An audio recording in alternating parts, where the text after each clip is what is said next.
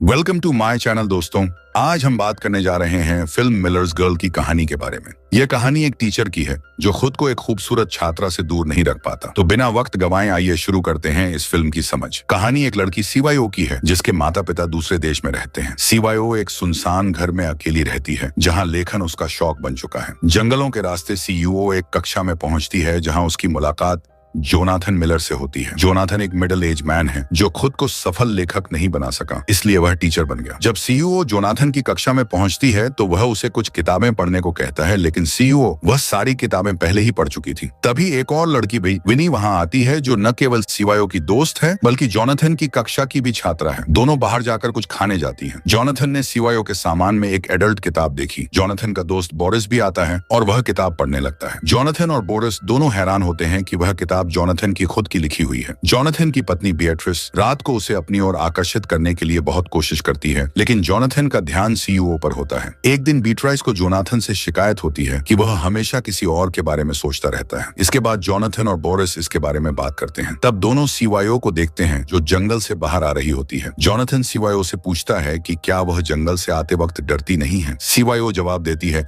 मैं ही जंगलों में सबसे डरावनी चीज हूँ। जोनाथन उसकी बात पर हंसता है। स्कूल में विनी जानबूझकर अपनी किताबें गिरा देती है। बोरिस जानता है कि उसने यह जानबूझकर किया है। सीवाईओ को चिढ़ाते हुए कहती है, तुम्हारा टीचर तुम्हारे बारे में कैसे सोचता है। सीवाईओ थोड़ी संकोच करती है, लेकिन उसे यह सब दिलचस्प लगता है। अगले दिन सीवाईओ जोनाथन को देखती है और वह उसकी ओर घूरने लगती है। जोनाथन को सीवाईओ की एक लिखी हुई पंक्ति बहुत पसंद आती है और वह उसे तारीफ करता है। सीवाईओ खुश हो जाती है। जोनाथन सीईओ को कहता है कि अगर वह अपनी पसंदीदा लेखक के स्टाइल में एक शॉर्ट स्टोरी लिखेगी तो उसे मिड टर्म में पूरे अंक मिल जाएंगे। सीईओ सहमत हो जाती है।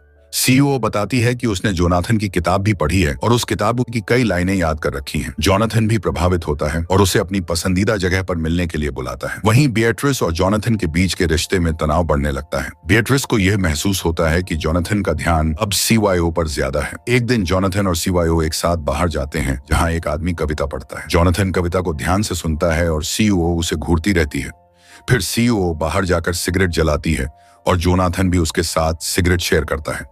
अगले दिन सीईओ एक आकर्षक कपड़े पहनकर जोनाथन से मिलती है।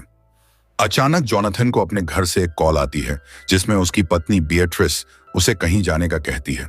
सीवाईओ अपने पसंदीदा लेखक के बारे में जोनाथन से बात करती है, लेकिन जोनाथन को जल्दबाजी थी और वह इधर उधर की बातें करता है। इस पर सीईओ परेशान होती है। फिर एक दिन सीईओ को जोनाथन की ओर से एक ईमेल आता है जिसमें जोनाथन ने सीईओ की कहानी को नकारा कर दिया था और उसे बताया कि उसकी कहानी में बहुत सारी गलतियां हैं। सीईओ दुखी हो जाती है और उसे लगता है कि जोनाथन सिर्फ उसे डराने की कोशिश कर रहा है। सीईओ गुस्से में आकर कहती है कि मेरी कहानी पूरी तरह से सही है, तुम सिर्फ डर गए हो कि मैंने वह सब लिख दिया जो तुम नहीं लिख पाए। जोनाथन को यह सुनकर झटका लगता है। सीवाईओ घर जाकर शराब पीने लगती है जबकि जोनाथन को अपने किए पर पछतावा होता है। इसके बाद जोनाथन अपनी पत्नी बिएट्रिस से लड़ाई करता है। वह स्वीकार नहीं कर पाता कि सीवाईओ से कुछ हुआ था और यह पूरे रिश्ते को खराब कर देता है। कहानी के अंत में सीवाईओ और जोनाथन का रिश्ता पूरी तरह से टूट जाता है। सीईओ की वजह से जोनाथन को अपनी नौकरी खोनी पड़ती है। वहीं सीईओ का आत्मविश्वास बढ़ जाता है और वह कहती हैं, अब जोनाथन को यह समझ में आएगा कि मैं कौन हूं। फिल्म इसी नोट पर खत्म होती है। दोस्तों, यही थी आज की फिल्म की कहानी।